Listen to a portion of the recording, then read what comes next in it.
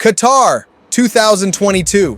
Japan wasn't supposed to beat Germany, they weren't supposed to beat Spain, and they definitely weren't supposed to survive the group of death, but they did.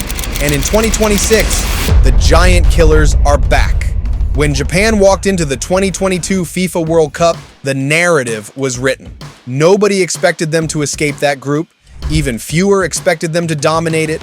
But they didn't just scrape by, they toppled tournament heavyweights, Spain and Germany, one by one. Their heroics stunned the footballing world. Even though they exited in the next round, the message was sent. The perception of Asian football had shifted forever. And yet, almost nobody sees them as serious contenders for the throne.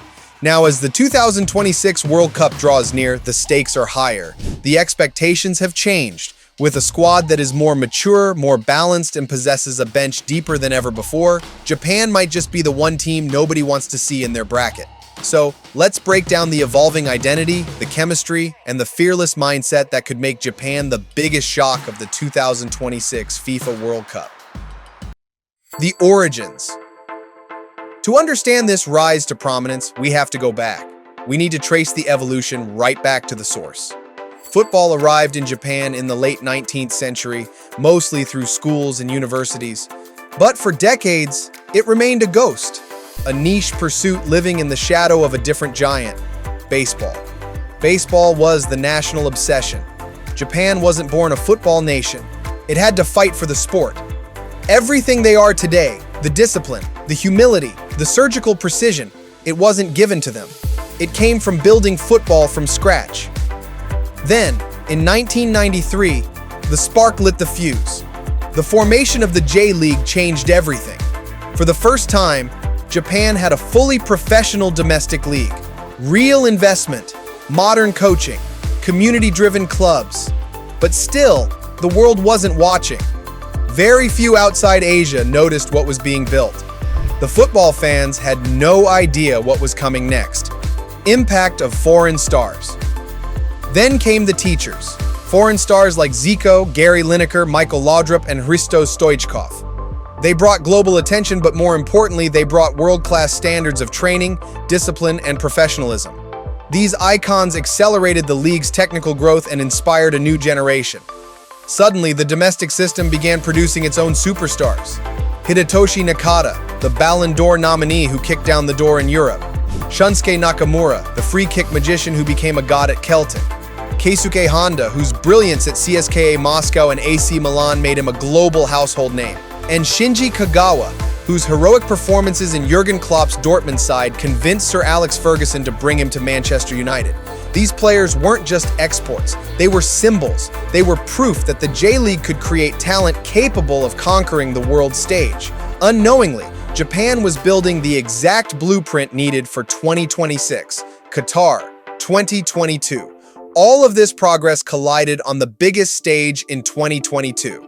Japan delivered one of the most stunning group stage campaigns in World Cup history. Drawn against Germany and Spain, two former champions, two star-studded squads, Japan were the bookies' favorites to go home early. Instead, they stunned the world. Down a goal against Germany, they didn't fold. They came from behind to beat Germany 2-1, showcasing incredible resilience and tactical maturity. Before people could dismiss it as a fluke, Japan repeated the script against Spain. Another fearless 2-1 victory. High pressing intensity, lightning-quick transitions, and never-say-never mentality led to them topping the group of death. It was the clearest proof yet that Japan had evolved into a team capable of outsmarting and outplaying football's traditional giants. The new standard. The 2022 World Cup didn't just earn respect, it raised the bar. And now, heading into the 2026 World Cup in North America, those raised expectations are officially mirrored by the Japanese Football Association. On the 11th of November 2025, Japan Football Association President Tsuneyasu Miyamoto openly declared that Japan's goal is nothing less than a spot in the final. Sounds crazy? Maybe. But Miyamoto's belief is justified based on the numbers. There are currently over 100 Japanese football players active in European teams. This shows how far Japanese football has come in only a few years. The squad now, the excitement isn't just hyperbole. Their squad is brimming with talent up and down the pitch. The man likely to start in North America is Zion Suzuki. The 23-year-old Parma goalkeeper has been putting in performances that have caught the eyes of AC Milan and Chelsea. Even though he's currently sidelined with an injury, he looks set to return well ahead of the World Cup. Now look at the defense. It might be their most untested area, but it is holding massive surprises. Manager Hajime Moriyasu is spoiled for options. You have emerging talent Hiroki Sakine, who has impressed for Reims in League One. You have the youngster Junosuke Suzuki, a regular fixture in the 2025 squad. Then there's the interesting option, 21-year-old Kota Takai. His J-League performances were so impressive, they earned him a massive move to Tottenham Hotspur this summer. Add in Ko Itakure and Tsuyoshi Watanabe, playing for Dutch giants Ajax and Feyenoord, bringing crucial experience to the backline. But the anchor? That would be Bayern Munich's Hiroki Ito. His versatility allows him to dominate at both center back and left back. This is a modern European-grade defense. This is where Japan quietly became world-class. Unlike the defense, the midfield is stacked with veterans. Liverpool star Wataru Endo, the warrior, over 70 caps for the Samurai Blue. He is the heartbeat of this team. Crystal Palace's Daichi Kamada is another player whose versatility makes him an important player. Then you have the Bundesliga contingent, Yuito Suzuki and Kaishu Sano, plus Leeds United's Ao Tanaka. They will all have decisive roles to play. But the real danger, that lies further up the pitch. The attack is where Japan goes from good to terrifying. Takefusa Kubo from Real Sociedad and Kaoru Mitoma from Brighton are among the best wingers in the world, both capable of winning games single-handedly. Kubo grew up with the nickname the Japanese Messi, and you can still see flashes of that every time he touches the ball. And Mitoma, the man literally wrote his university thesis on dribbling, which explains why defenders scientifically can't seem to stop him. Their pace is another key weapon that Moriyasu could use to tear opposition defenses apart. And it doesn't stop there. They have AS Monaco star Takumi Minamino, a man who played under Jurgen Klopp at Liverpool, consistently one of the most productive players in League One and for the national team. Eintracht Frankfurt's Ritsu Doan is another regular starter and a certified star. And the depth? It's frightening.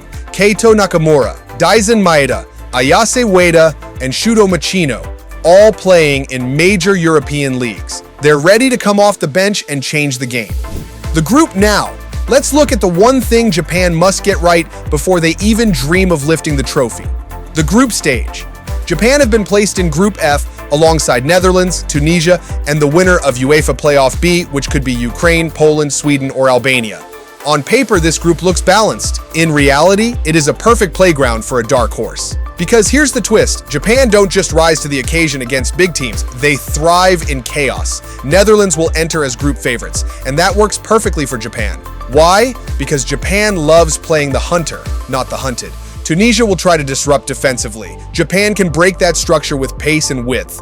And the playoff winner? Whoever it is, they won't have Japan's chemistry, stability, or identity. If Japan control their tempo and execute their press, this group isn't a trap, it's a launch pad. The giant killer mentality. As it stands, Japan heads to North America with a perfectly balanced squad, a mixture of hardened veterans and explosive young talent.